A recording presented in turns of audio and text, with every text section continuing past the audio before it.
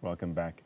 Many people, including South Africans, face a bleak emotional landscape during the festive season due to loneliness and financial pressure. And new research shows why distress peaks around December and January. The South African Depression and Anxiety Group has released its Festive Feelings survey, which reveals that many people find it difficult to cope as the festive season approaches. The top 6 mental health conditions reported were depression, stress, anxiety, panic attacks, burnout, and even bipolar disorder.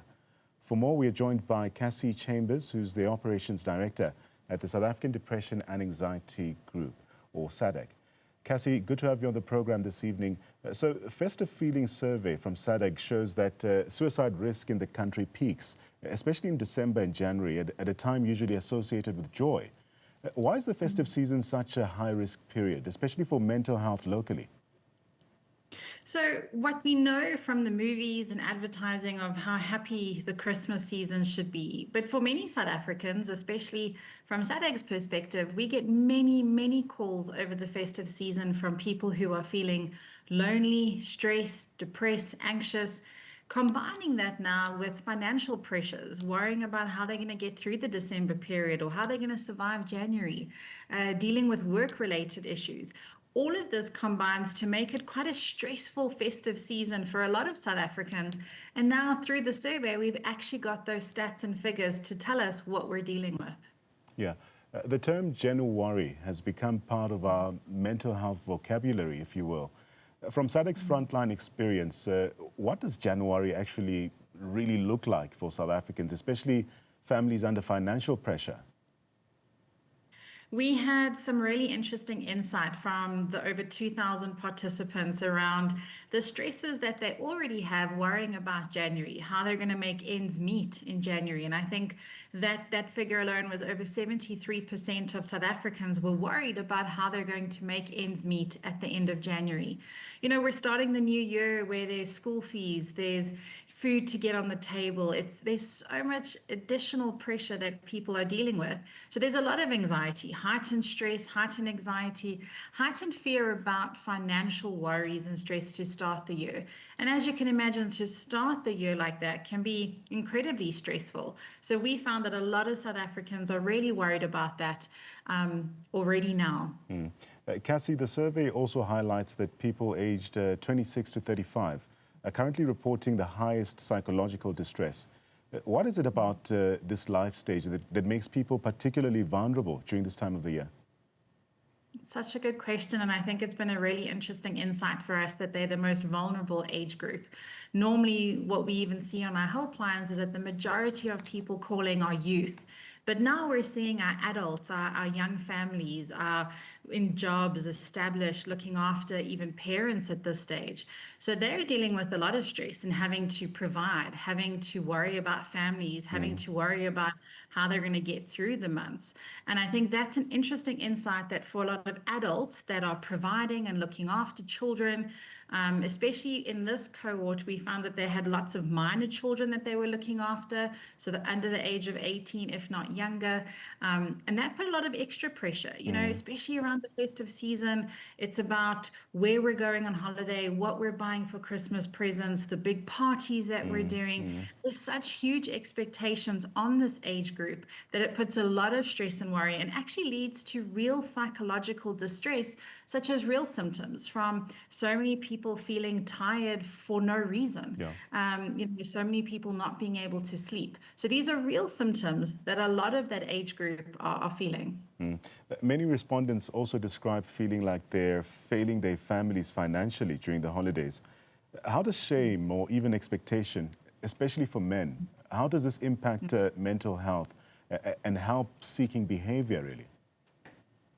And it's so true. What we found from the survey is even though we only had 14% of men actually participate in the survey, the insights that they shared were very alarming. Men, especially over this time, who want to provide for their families, who want to add value, really felt under pressure. They really worried about financial stresses, how they were going to cope, and it actually increased their depression, and they were at the highest risk for suicide. So for us, it's really an at-risk age group that we're really concerned about. and really having to show that men provide more value than just finance. And we know that this is true in our culture and in our how we see society with men, where their value is providing and looking after families. Now men are stressing about how they're going to make ends meet, how they're going to provide for their children, how they're going to give the Christmas that their children and families are expecting. And that pressure, instead of them talking and sharing their problems, we know that men don't talk about their problems or struggles. They're actually quite isolated and withdraw from family and friends. But the biggest thing that they were sharing throughout the survey is that how they felt that they didn't add value and that they were not valued by their family if they weren't able to financially provide. And that's a really important insight kind of going into the festive season, that us as wives, sisters, mothers, friends even going in, is that we're having some of those key conversations before we're deep in the festive season on how men in our lives add much more value than just finance. So as we move, SADAG keeps its helplines open throughout the festive season. Let's speak about this. What types of calls do you typically receive during this period? And what would you say to someone who is unsure whether their pain is serious enough to even reach out? You know, what we see throughout the years, we get, anything from 2,000 to 3,000 calls per day from people who are feeling desperate and helpless. One of the things that even came out from the survey was these intense feelings of loneliness. Nearly half of the respondents felt incredibly lonely. And we see this as one of the main reasons that people reach out to SADAG on our helplines over the festive season. So we remain open every single day, even public holidays, 24 hours a day, because we know that someone in need who maybe doesn't feel comfortable to open up to someone close to them, or maybe feels like they've got no one to talk to, can actually pick up the phone and speak to a counselor. So some of the key reasons we see over the festive season is definitely loneliness.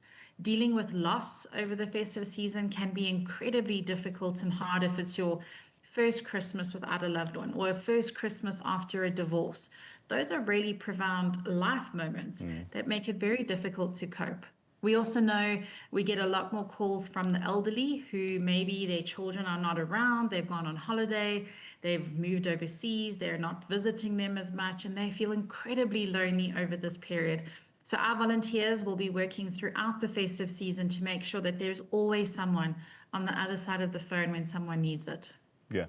Cassey, as we wrap, for viewers who may be dreading December or January right now, what are some small, even practical steps that they can take to protect their mental health, even if their circumstances can't immediately change?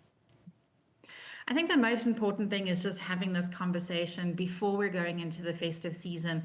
That already is really proactive, where we can be intentional about what can we do this festive season? What are some of the boundaries that we can put in place to manage some of those expectations? So if you're finding that family gatherings, really cause conflict, you don't look forward to them, you dread them, you can say no. If it's financial, you can put a budget together. You can put plans together and communicate with loved ones. This year, we're not going to do presents. We're going to do a gift or an act of kindness, or it just gets us to start some of those key conversations to really plan ahead for our festive season. I think what's also really important is that we've worked really hard. For many people, it's been a hard year. It's been really hectic. And it's making sure now, before we're going into the deep thick of the Christmas period, is to make sure that we're looking after our mental health, from just focusing on the basics, doing something that we really love, we enjoy, connecting with someone. So having a conversation, picking up the phone, spending time with family, but also making sure that you're getting enough sleep and that you're really being intentional about looking after your mental health. And as we wrap, how can people also get in touch with SADAG, those who might suspect they have a problem during this time? The most important thing is you can find so many tips and tools and contact details on our website, sadag.org, but you can also contact us on our toll-free number, so it's free from a landline or cell phone, 0800 567 567, or another number, 0800 456 789. And you can even SMS us on 31393, and we will call you back. Cassey Chambers, she's the Operations Director at the South African Depression and Anxiety Group. Thank you so much for your time.